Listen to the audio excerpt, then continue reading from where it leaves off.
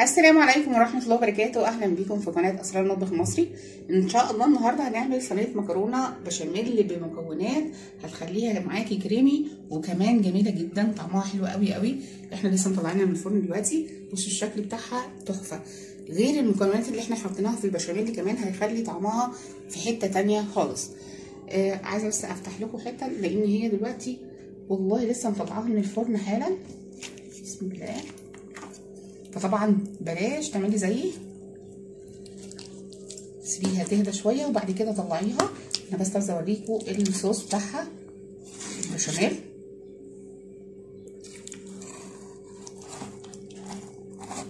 بسم الله. بصوا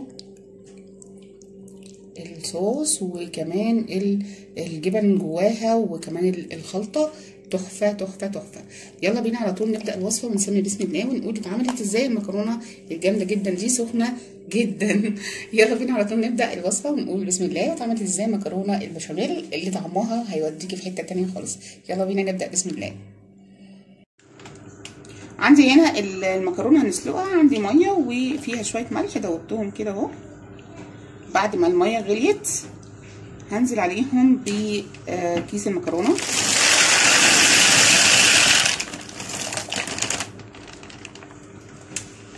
هسلقها بس 9 دقايق يا دوبك، بس بصوا اللون بتاعها يغير بدل اللون بتاعها ده، يغير كده ويفتح شويه، وبعد كده خلاص مش ههريها لان المكرونه البشاميل طبعا عايزه تحسي بالمكرونه وانت بتاكليها ما تبقاش معجنه. هنعمل بقى اللي على الصاج. حطيت البصل وحطيت شويه سمنه، هننزل عليهم شويه زيت. هشوح البصل كويس قوي. عندي البصله دبلت، هنزل عليهم بربع كيلو من اللحمه المفرومه.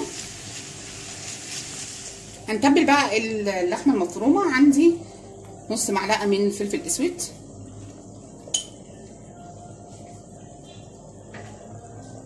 عندي شويه شطه صغيرين عشان احنا مش حاطين فلفل رومي، شويه كمون وشويه بهار من بهار اللحمه، وعندي برضو رشه جوز الطيب.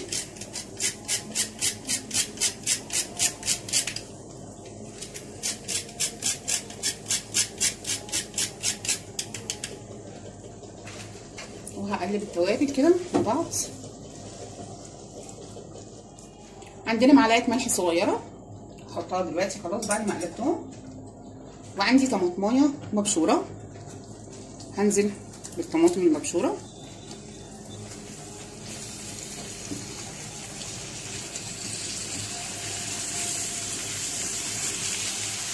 عندي بقى شويه من الصلصه كده، هنحط مقدار معلقتين كبار من الصلصه،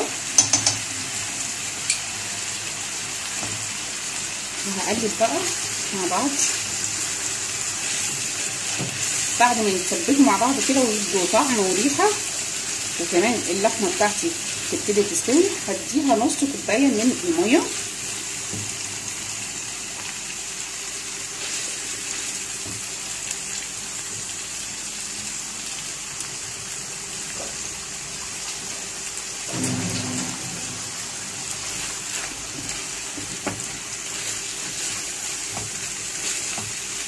هنزل بنص كوبايه من الميه كده واسيبها بقى تتسبك مع بعض واللحمه تستوي شويه وتخرز معانا. عندي هنا البشاميل بقى حطيت 4 معالق من السمنه، استنيتهم لحد ما ساحوا كده. هنزل عليهم بمقدار 4 دقايق من الدقيق.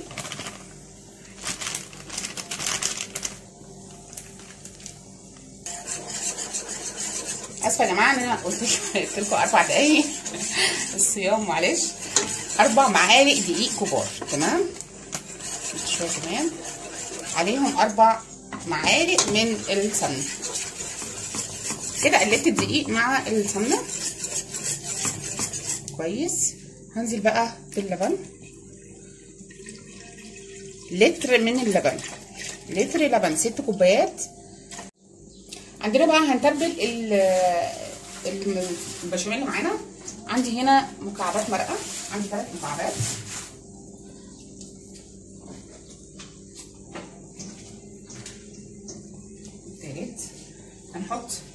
فلفل اسود شويه صغيرين قوي، لو عندك فلفل ابيض يبقى تمام، ما تكتريش بس فلفل اسود عشان ما يغمقش معاكي.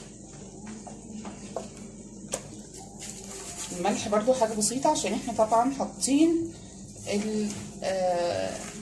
المرقه. عندي بقى رشه جوز الطيب عشان تدي طعم للبشاميل.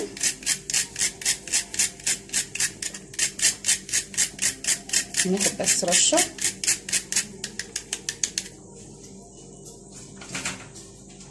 هقلب بقى كله على بعضه لحد ما يتقل. ابتدى هو خلاص يتقل معانا، يغلي غلوه واحده، وبعد كده هننزله من على النار وكده كده يبقى جاهز معانا البشاميل. بصي بقى البشاميل هضيف له شويه اضافات، عندك ما عندكيش خلاص استكفي بالبشاميل اللي احنا عملناه. عندي هنا كريمه لباني، هناخد شويه، هي بس كانت في الفريزر، هناخد مقدار نص كوبايه من الكريمه، بتخلي البشاميل في حته تانيه خالص. عندنا بقى جبنه مثلثات، عندي قطعتين من جبنه مثلثات هحطهم، ادي التانيه، وهقلب بقى البشاميل. تخيلوا بقى الطعم عامل ازاي، بصوا القوام بتاعه حلو قوي كده كده تمام. هنركب بقى الصينيه بتاعت البشاميل مع بعض. عندنا بقى هنركب الصينيه مع بعض، هنحط شويه بشاميل على المكرونه،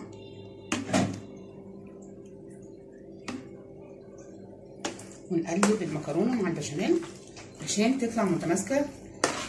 شويه من البشاميل كده في القعره،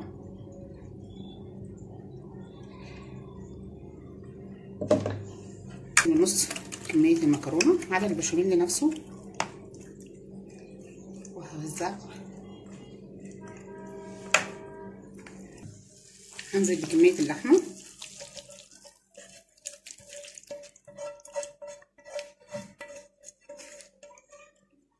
وهفرد الطبقه. هنزل بكميه المكرونه الباقيه،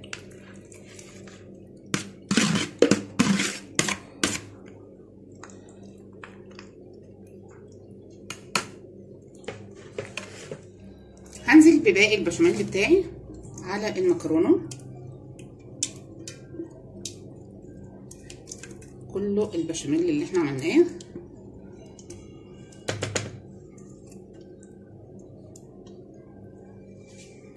وهوزع على المكرونه. عندنا هنا هعمل الوش بتاعها، بصي ميكس من القديم ومن الجديد. عندي بيض هنا بيضتين، حطيت عليهم معلقه من كريمه اللباني، وهنزل على الوش من فوق عشان يدينا احمرار شويه. عايزه تدخليها على كده تمام، مفيش اي مشكله، تبقى لونها حلو جدا وشكلها حلو جدا. عايزه تضيفيها شويه جبنه من فوق، جبنه موتزاريلا، جبنه رومي، جبنه شيدر، اي نوع جبنه عندك ضيفيه.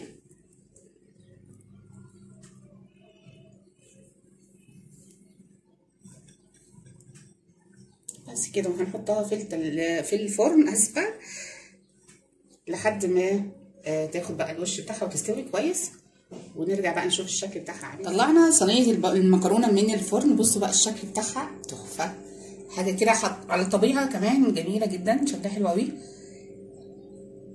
ومكوناتها طبعا مفيش بعد كده، حاجه كده كريمي وجميله وطعمها حلو قوي. جربيها ومش هتندمي، واستنوني الفيديوهات احلى واحلى ان شاء الله، واترككم في رعايه الله. بس ما تنسوش لايك وشير للفيديو، وننزل نفعل الجرس عشان يوصلكم كل جديد من عندي. والسلام عليكم ورحمه الله وبركاته.